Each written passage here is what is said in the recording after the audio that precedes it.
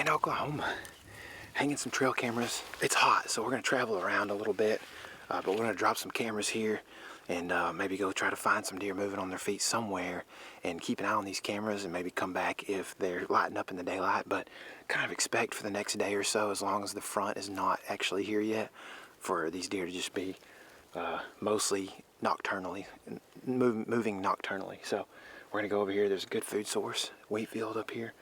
Hang this, hop out of here, cruise on quite a ways down the road.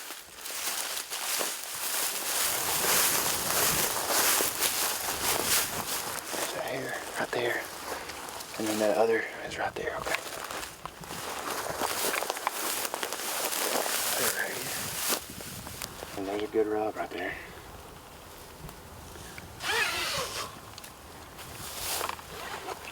I just don't expect a lot from this one.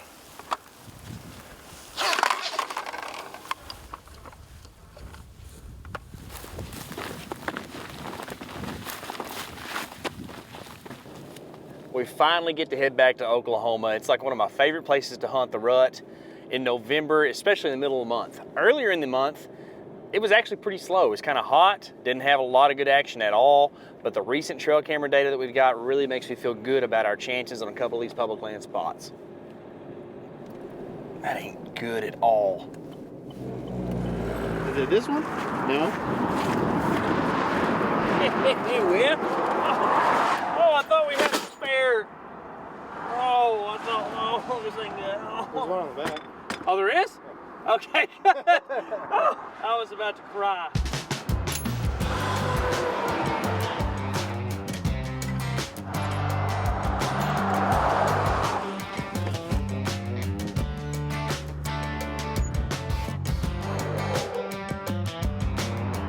Camera here.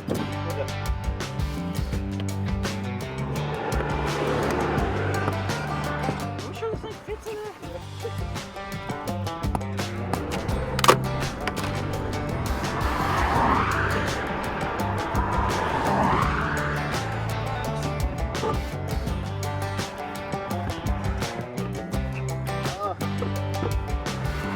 You put it on the back there.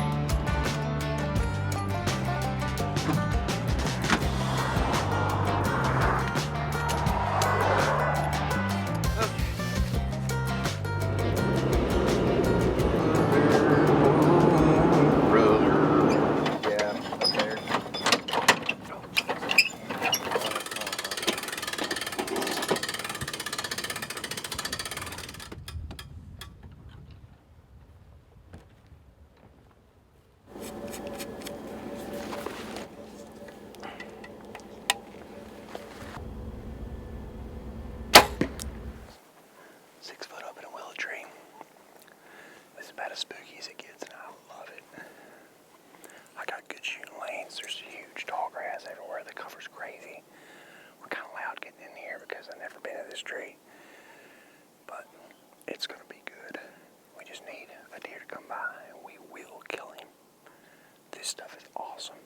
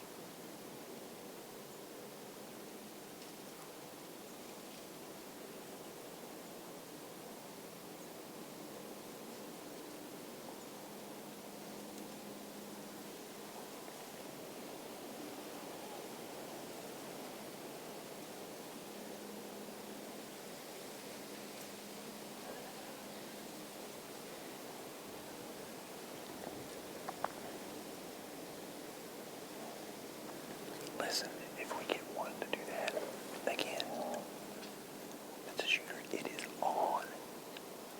smoke right there. Quartering away 25 yards.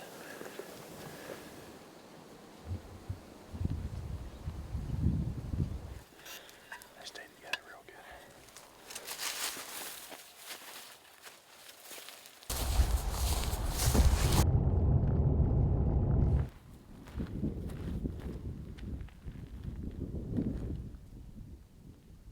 Small boot.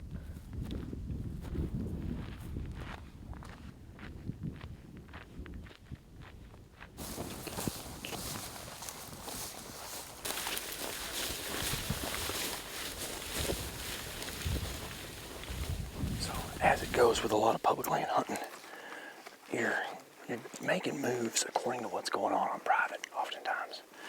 And this property has got some hunting that goes on. There's feed plots or feeders and stuff back there. There's also a wheat field somewhere back that direction.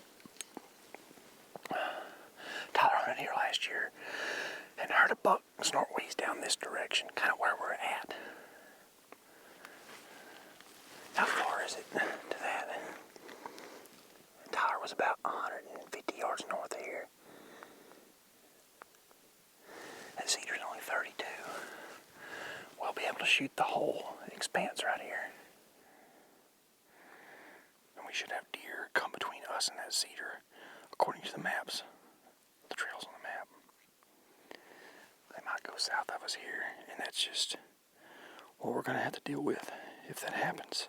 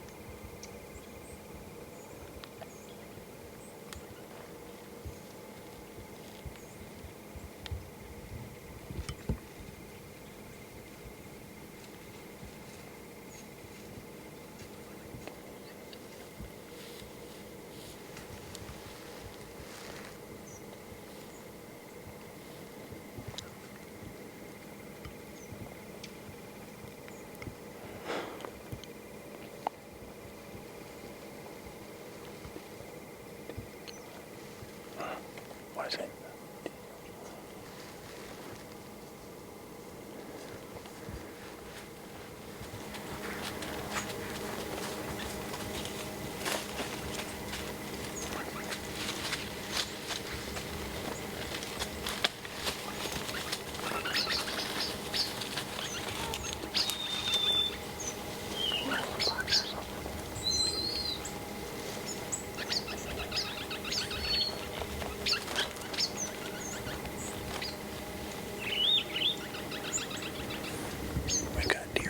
Still, almost the end of shooting line.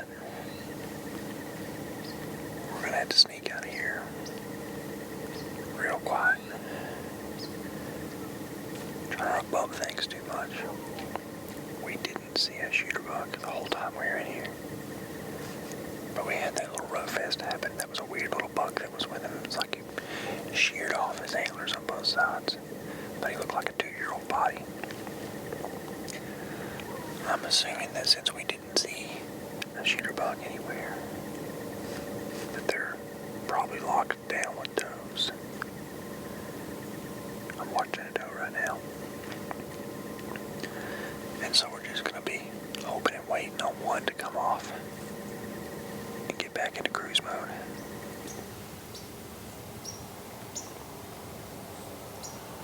DIY hunting. It's like a thing that we've been doing for a real long time. I know a whole lot of people are interested in trying to travel on the cheap and doing it in a way that, let's just be honest, your wives are okay with.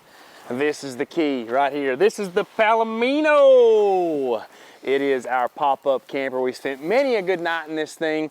You can actually find them really, really inexpensive on places like Facebook Marketplace or Craigslist, or shoot, you might see one in somebody's pasture. And I mean, what do we pay for this one? 600 bucks, I think, something like that. You got a friend deal. Had a friend deal, but a lot of you have friends. Some of you don't. We'll be your friend. Get you a Palomino or any type of pop-up style camper. That's what we have here. We're gonna give you a tour of like what we usually do on deer camp. By the way, Eric will be hunting in this video later. Eric Gentry, Tyler Jones, Casey Smith, Palomino. We're gonna be doing some hunting in Oklahoma here with this thing. So once we get it set up, we'll show you some of the hunting stuff that goes on too.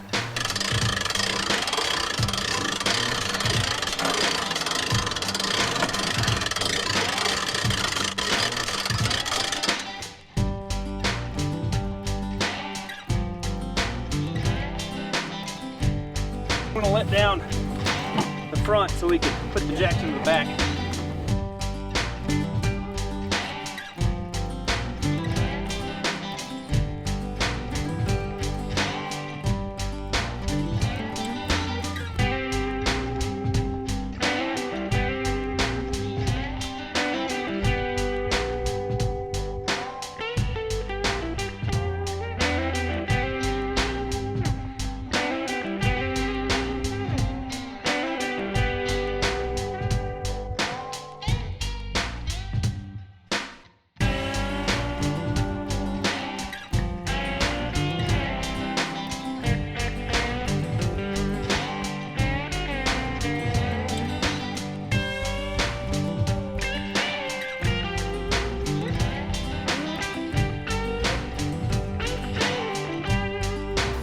Now she's popped up.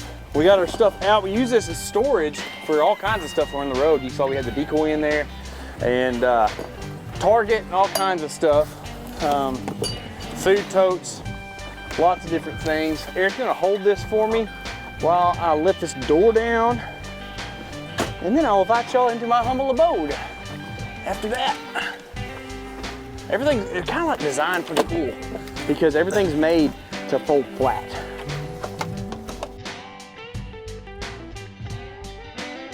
Welcome to our camp out spot. It's pretty nice. Don't hit your head right here.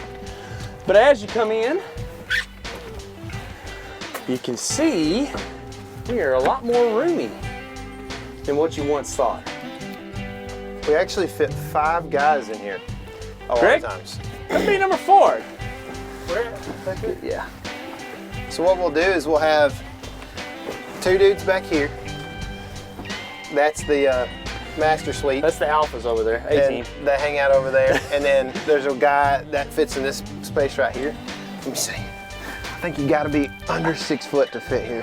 For sure. Golly. But there's a guy that sits here.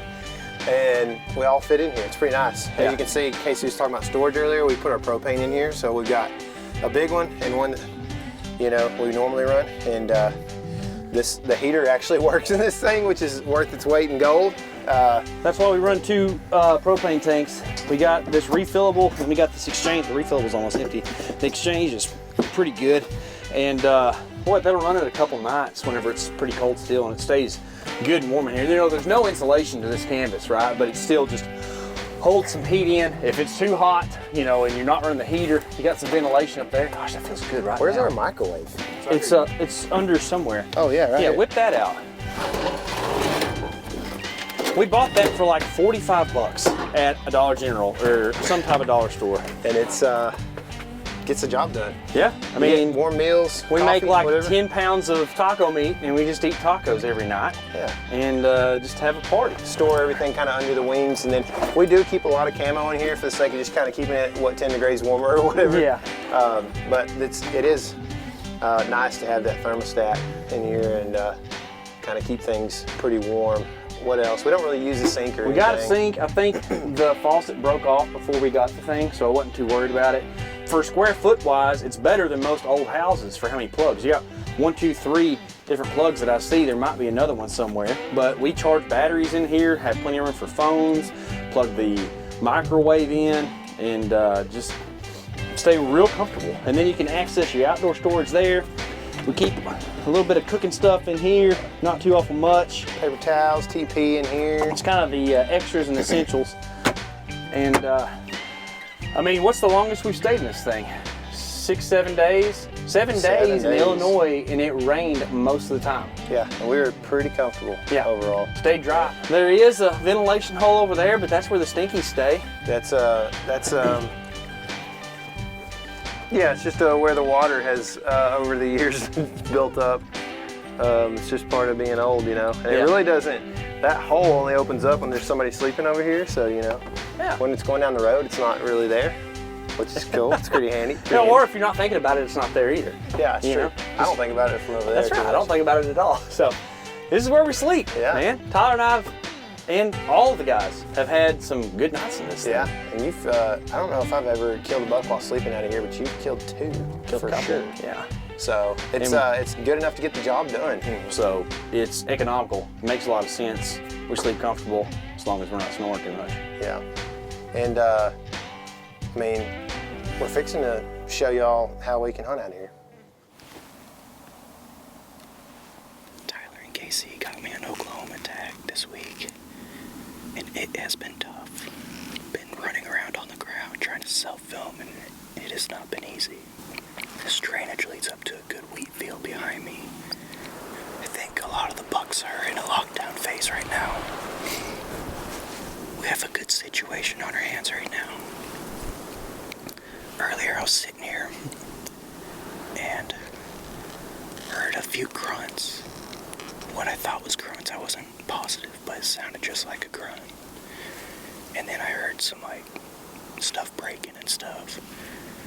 Then I was able to see a doe, probably not even 30 yards from me.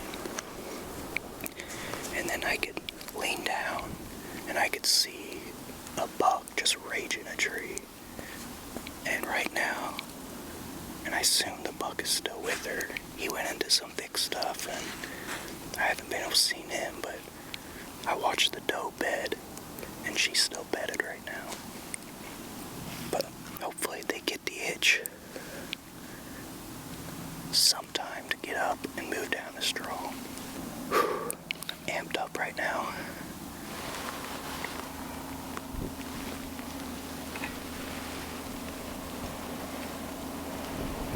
I just need that doe to cross the fence.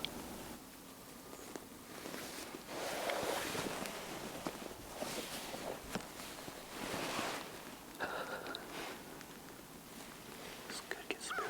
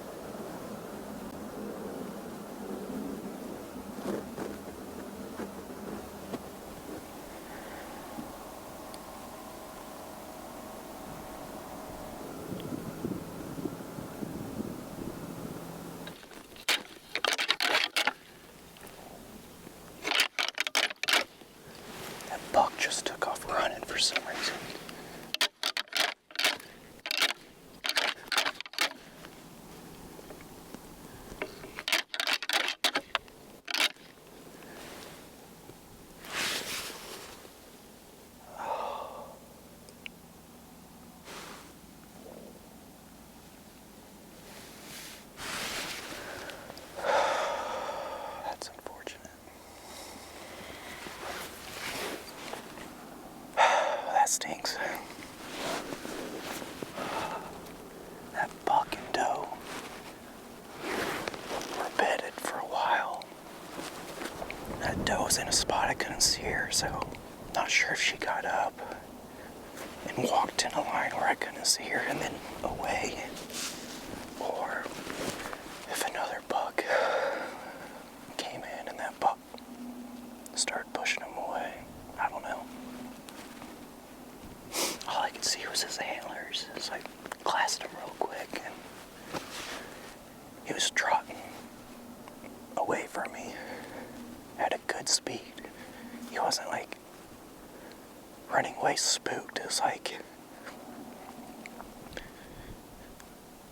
he was charging something.